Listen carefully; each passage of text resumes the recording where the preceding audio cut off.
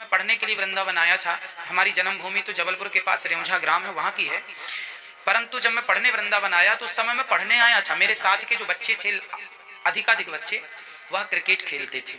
मैं कभी क्रिकेट नहीं खेलने जाता था। मेरे को लगा कि खेलना कूदना होता तो घर पे ही खेल लेते। यहाँ पढ़ने आए हैं इसलिए सिर्फ हमें पढ़ाई करना, तो हमने मन लगा के पढ़ाई की। सारे विद्यालय जाते थे, पढ़ते थे, जल्दी उठते थे, पढ़ते थे। याद नहीं होता था तो याद करते थे। बुद्धि में गोबर भरा था, बहुत मंद बुद्धि थी। ठीक क्या है भी, मैं बहुत मंद बुद्धि था या हूं आज भी। तो फिर मैंने क्या किया कि मुझे लगा तो ये तो मेरी कमजोरी है कि मैं ये जो भी याद करता याद ही नहीं होता था। जरा सी चीज को याद करने में मैं महीने लगाता था। महीने लग जाए, याद ना हो जरा सी चीज, जरा सा सेंटेंस याद ना हो, पॉइंट याद ना हो, सूत्र याद ना हो। फिर मैंने दूसरा तरीका ढूंढा। फिर मैंने रटना शुरू नहीं किया।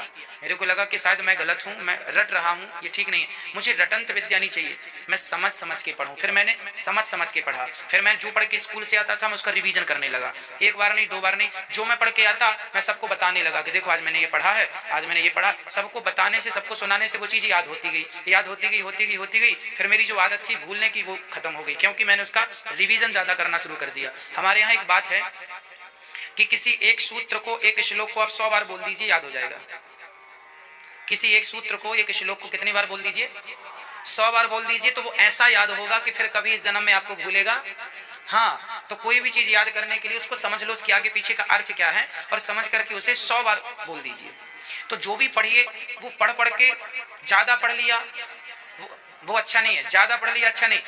कम पढ़ो पर कम पढ़ के उसको समझो, उसको समझाओ और उसको चरितार्थ करो, उतार लो। हमने बहुत कुछ पढ़ लिया पर याद तो कुछ नहीं है। क्यों जी? बहुत पढ़ लिया पर याद कुछ नहीं है, प्रैक्टिकली कुछ नहीं है। तो बहुत पढ़ने से भी क्या होगा? जितना तुम प्रैक्टिकल कर सको, चरितार्थ कर सको, उतार सको, वो पढ़ाई काम की है। क्यों जी?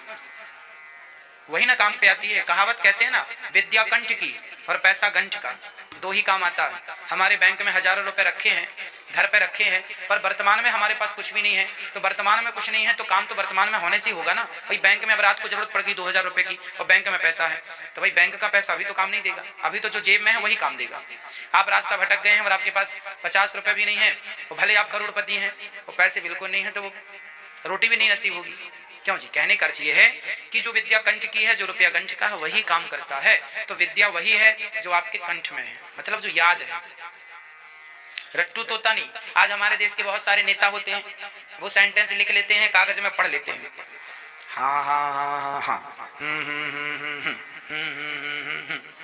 हो गया उनका लेक्चर। क्यों? बहुत सारे नेता हैं जो पढ़ लेते हैं, सफल नहीं है ना वो, क्योंकि उन्हें वो भी पता नहीं है जो खुद को बोलना है, वो भी दूसरे लिख के दे रहे हैं। क्यों जी? तो ये अनपढ़ लोग हैं जो खुद की बात ना रख पाए। अनपढ़ लोग हैं, अनपढ़ क्या देश चलाएंगे? अनुष्का सेन जी